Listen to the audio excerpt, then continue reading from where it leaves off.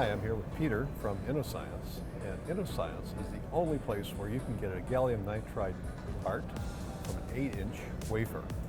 Peter, tell us about this technology. Yeah, it's an interesting place to start, but I think it's probably the right place to start because in 2015, a venture capital, privately driven company out of China decided to make a large bet, let's face it, on the acceptance of gallium nitride and step past the existing manufacturing technologies to have the best possible modern tools and production to guarantee supply, but also to put a delta in place on the price of gallium nitride, which has always carried a premium. So they went directly to 8-inch, which nobody else is doing. Unlike 6-inch, which uses a lot of older technology, 8-inch is using the most modern production facilities and techniques. So throughput's great, quality's fantastic. It was a huge investment. We were talking billions. I was just seen on one article as being quoted saying the largest startup in the world. Interesting. Do they do gallium nitride for anyone else or Well, their own? interestingly, so we're in an IDM, so we take a standard silicon wafer and we deposit gallium nitride on it and do everything from soup to nuts, except for packaging, which is standard packaging, so that's outsourced. We sell discrete devices, as you can see from this, in multiple standard packages, but there are certain partners we would look at selling wafers to.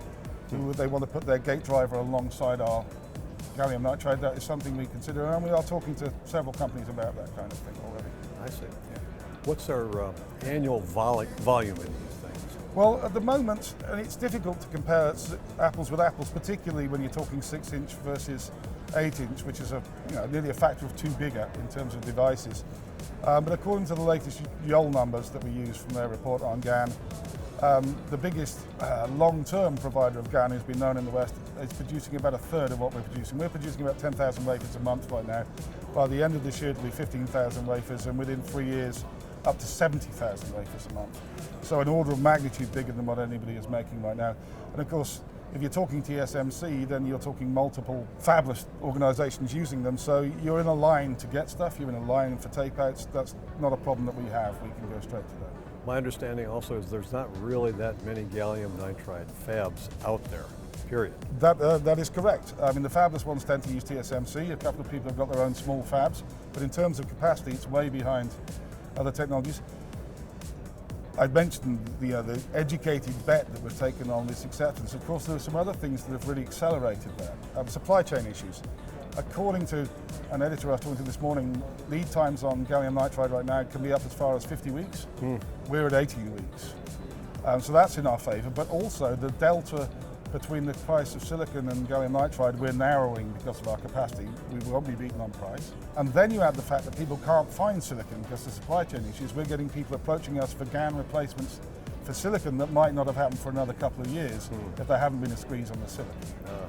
Interesting. Well, Peter, where can people go to get more information about Innoscience.com is the place to go. It should all be there. My private phone number you're not getting today.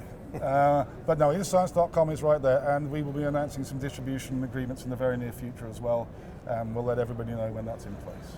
Perfect. Thank you, Peter. Thanks very much.